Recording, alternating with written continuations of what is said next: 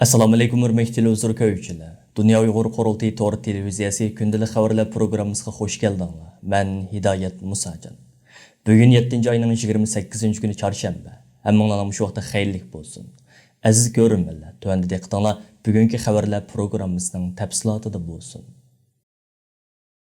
Dunya Uyghur Qurultiyining tashabbusi va arzi bilan o'tgan yil qurilgan xalqaro Uyghur sud kollegiyasining bu yil 9-oyning 10-kunidan 13-kunigacha Londonda o'tkaziladigan ikkinchi qitimliq sotiga yangi dalil isbotlarni to'plash va yangi guvohchilarni qezib chiqish xizmatlari jiddiy davom qilmoqda. Dunya Uyghur Qurultiyi markaziy ishxonasining stansimizga bildirishicha xalqaro Uyghur sud kollegiyasining ikkinchi qitimliq sotiga taklif qilinadigan chet ellik guvohchilarning hammasi degidek xalqaroga to'nilgan qonunshunos va advokatlardan tashkil topadi. Bu navbatlik sotning ommaga ochiq bo'limi 3 kun bo'ladi va sotning 4-kuni Uyghur sud kollegiyasining baholash hay'ati o'zining ishki yig'inini o'tkazib bu ikki qitimliq sotda o'tirg'i tushgan dalil isbotlar asosida qonuniy analiz ilib boradi. Uyghur sud kollegiyasining 9-oyning 10-kunidan 13-kunigacha o'tkaziladigan ikkinchi qitimliq sotining ommaga ochiq bo'limining butun jarayoni yana sizlar ko'rayotgan Qurultiyi to'g'ri televiziyasi orqali naq maydondan tarqatiladi va sotda guvohlik beradigan chet elliklarning so'zlari bevosita holda Uyg'urchaga tarjima qilinadi. Xalqaro Uyg'ur sud kollegiyasi o'zining tunji sotini bu yil 6-oyning 4-kunidan 7-kunigacha Londonda xalqaroliq qonuniy tartiblar bo'yicha 40 nafarga yaqin Sharq Turkistonlik va chet ellik guvohchining qatnashida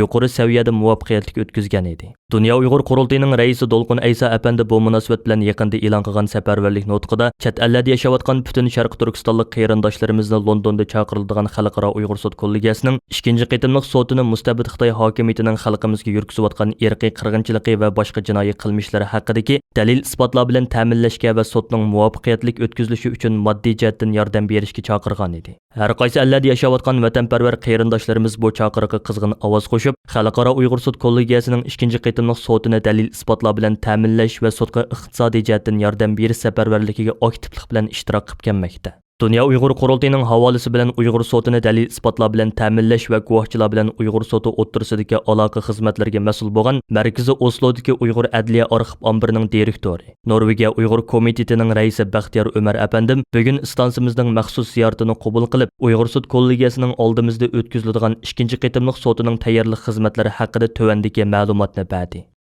Assalomu alaykum butun dunyodagi barliq aziz qarindoshlar, hammanglarga Uyg'ur adliya arxiv ombiridan o'tliq salom. Hammanglarningki mush vaqti xayrlik bo'lsin.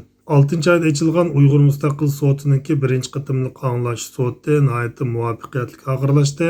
Shuningdek Uyg'ur adliya arxiv ombiri, Dunya Uyg'ur Qurultiyi va boshqa tashkilotlar jiddiy ikkinchi qitimliq sotininki tayyorlik xizmatlariga kirishgan edik.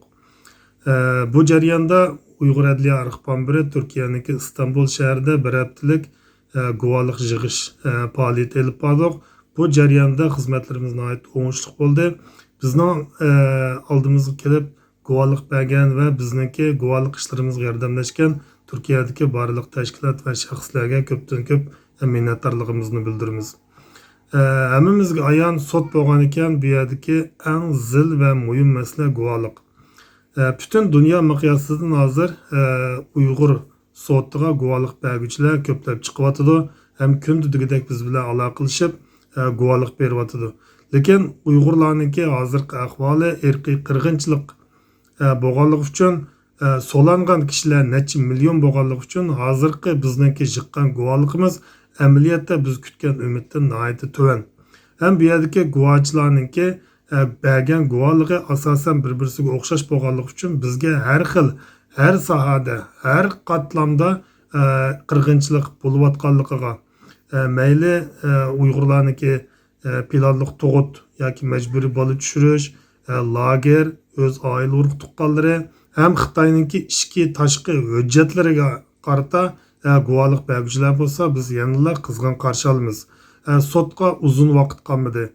9-oyning 10-kunidan 14-kunigacha Angliyada ikkinchi qitimliq sot davomlashadi. Biz shu vaqtgacha barliq guvohliklarni yig'ib, yanada sotga oxirgi kunigacha guvohlik tayyorlashga har vaqt hozir. Sotning xizmatlari jiddiy elib berilyapti. Vaqtimiz uzun qolmadi. Ham bizga inglizcha tarjima va boshqa jihatlardan necha o'nlab akademiklarimiz, mutaxassislarimiz ham Uyg'ur ziyolilar yordam qilyapti. Shuningga Uyg'ur adliya arxiv ombiri, sot va Dunya Uyg'ur Qurultiyiningki dalil isbot yig'ish xizmatlariga yordamlashadiganlarni guvohlik beradiganlarni va iqtisodiy jihatda qo'llaydiganlarni yanada vaqtni jiddiy tutib bizga yordam qilishini umid qilamiz. Hammamizniki xabar bor, birinchi qitimliq sud bu Xitoyniki virus vaqtiga to'g'ri kelganligi uchun u chaqda Angliyada bu vaboninki ahvol nihoyatda jiddiy bo'lganligi uchun bir qism o'shiqcha chiqimlar chiqib ketgan. Shuning uchun bu chiqimlarni to'liqlash shundaqla ikkinchi qitimliq sudninki muvaffaqiyatli qilib berilishi, guvohchilarning shu yerga berib naq maydonda guvohlik berish uchun bizga yanada az bo'lmagan iqtisod kerak.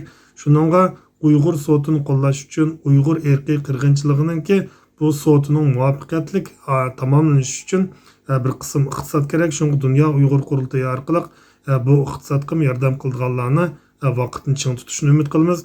Oxirida bizga guvohlik bergan, guvohlik ishlariga yordamlashgan va tarjima ishlariga yordamlashgan barliq qarindoshlarga samimiy rahmat aytamiz.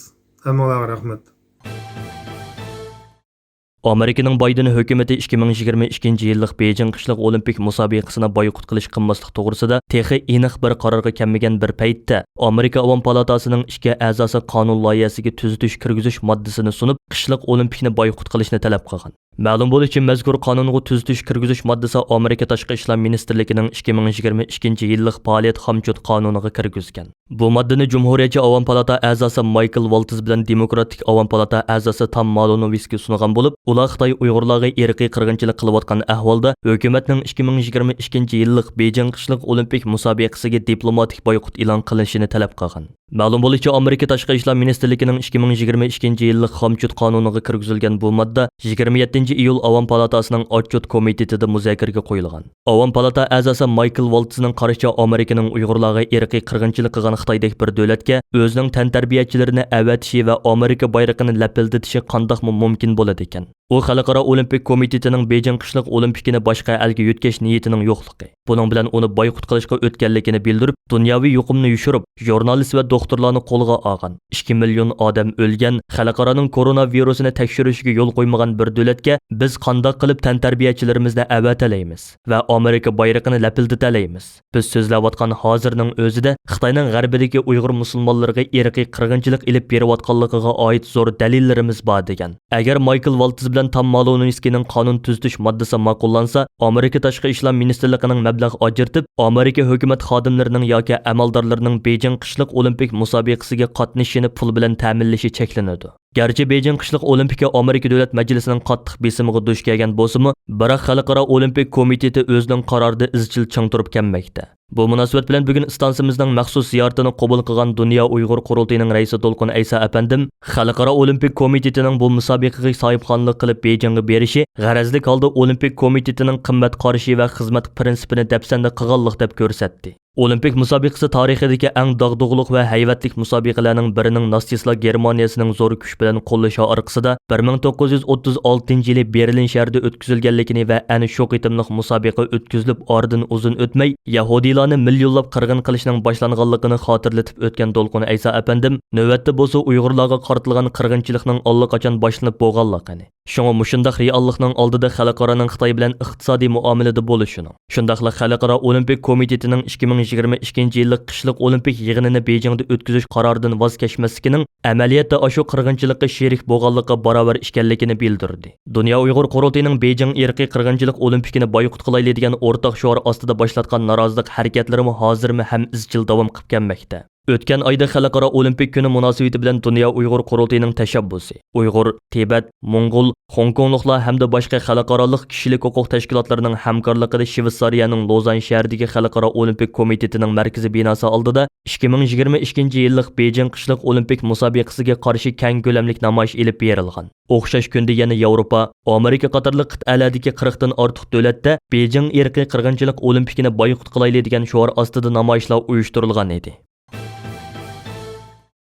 Bu yil 11 oyning 13 kunidan 14 kunigacha Chexiyaning poytaxti Pragda o'tkaziladigan 7-navbatlik Dunya Uyg'ur qurultiyining tayyorlik xizmatlari jiddiy davom qilmoqda.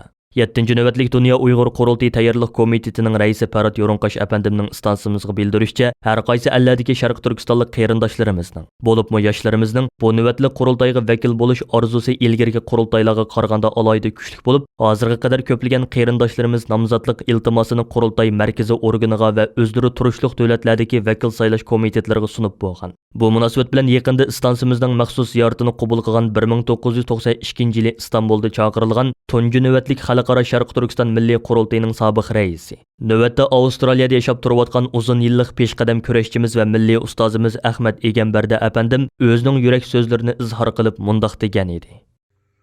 Barliq Şərqi Türkistonlik, Uyg'uristonlik qarindoshlarımni Dunya Uyghur Qurultiyining atrofiga to'plashib, ittifoqlashib Şərqi Türkistan davasını en ahirki məqsədimiz bolğan Şərqi Türkistanның haqiqi müstəqilliyi, milletimizдің haqiqi erkinligi üçün küreş qilishqa tüm qarindoshlarımni chaqiraman.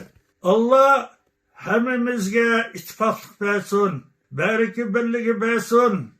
Vatanimizning yo'ruq tonglarini pat yaqinda ko'rishga Allah bizga nasib eylesin. Amin. Germaniyalik professor Alexander Görlaş 26 iyul e'lon qilgan kishilik huquq tafsandichiligi, iqtisodiy qamal, dunyo miqyosida Xitoyga qarshi umumiy kayfiyat qo'zg'adi nomli obzorida markazi Washingtonda bo'lgan Pew tadqiqot markazining oldingi oy e'lon qilgan raysinash natijasidan misollar berib, Xitoy hokimiyatining Uyg'urlar ustidan yurgizayotgan zulmi, Hong Kongdagi kishilik huquq tafsandichiligi va iqtisodiy qamal siyosatining butun dunyoda Xitoyga qarshi umumiy kayfiyat qo'zg'aganligini bayon qildi. Pew tadqiqot markazi 30 iyun e'lon qilgan 17 davlatda ilib borgan 2021 yillik raysinash natijasida mundaq sonliq ma'lumotlarga o'rin berilgan. Xitoyga salbiy ko'z qarashda bo'g'uvchilarning soni Amerikada 76%ga, Kanadada 73%ga, Shvetsiyada 80%ga, Gollandiyada 72%ga, Germaniyada 71%ga, Belgiyada 67%ga, Fransiyada 66%ga, Angliyada 63%ga, Italiyada 60%ga, İspaniyada 57%ga, Gretsiyada 42%ga yetib, o'ttirchi nisbati 66% bo'lgan. Yuqorqilardan boshqa bir qism Osiyo ellari va Avstraliyaning Xitoyga bo'lgan salbiy ko'z qarashlarining texmo yuqorligi bayon qilingan. Masalan, Yaponiyaning 88%ga, Avstraliyaning 78%ga, Janubiy Koreyaning 77%ga, Tayvanning 69%ga, Yangi Zelandiyaning 67%ga, Singapurning 34%ga yetib, o'ttirchi nisbati 73% bo'lgan. Alexander Görlash apandimning obzorida bu sonliq ma'lumotlarning 2002 yildagi raysinash selishtirganda g'oyat zo'r o'zgarishning yuz berganligini isbotlaydiganligi. Bo'libmi oxirgi 15 yil ichida dunyo jamoatining Xitoy hokimiyatiga va Xi Jinpingga bo'lgan ishonchining barbod bo'lganligini dalillaydiganligi o'ttirg'i qo'yilgan. Obzorda mundaq deyilgan: Bütün dunyoda Xitoyga ishonmaslik va uningdan gumonlanish kuchaymoqda. Demokratik davlatlarda siyosiy tuzilma bilan iqtisodiy erkinlik bir gavda sifatida analiz qilinadi. Hong Kongliklar va Uyg'urlar ustidan yurgizilayotgan bostirishlardan tashqari, Xitoyning iqtisodni yuksak darajada qamal qilishi axborot vositalarining bosh temasiga aylanmoqda. Xitoyning davlat boshqarishidagi bozor egaligining obrazi, siyosiy tuzilmasi erkin tijoratga kafolatlik qiladigan g'arbliklarning nazarida barbod bo'lmoqda. Xitoy hukumatining yaqinqi mezgillarda zo'r ko'lamda yadro qurollari ombiri yasayotganligi har qaysi sohaning zo'r diqqatini qo'zg'ayotgan masalalardan bo'lib qolmoqda. Nyu-York vaqti gazetining 27 iyuldagi xabarida aytilishicha, Xitoy hukumati Qumul rayonidagi 800 kvadrat kilometr doirada oz degandimi 110 joyda yadro qurollari ombiri yasab chiqqan. Bu omborlarning bir-biri bilan bo'lgan oraligi 3 kilometr atrofida ishkan.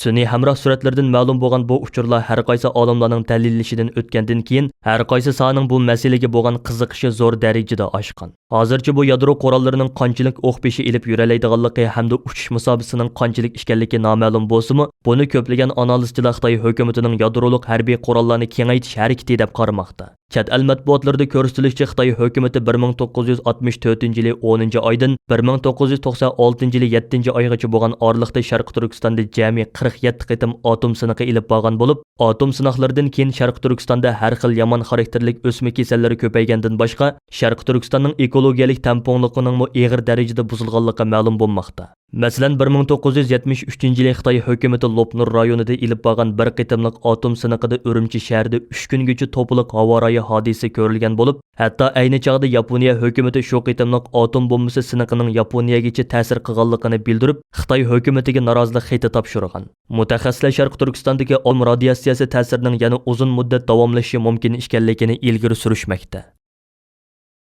Hurmatli televizor ko'ruvchilar, yuqorida Dunya Uyg'ur Qurultiyi to'g'ri televiziyasi kündəlik xəvərlər pirugrammisidə diqqətinizə sunduk. Keyingi qitimliq pirugrammimizni ko'rishaylik. Ko'rishgacha omon bo'lgaysizlar. Xayr xo'sh.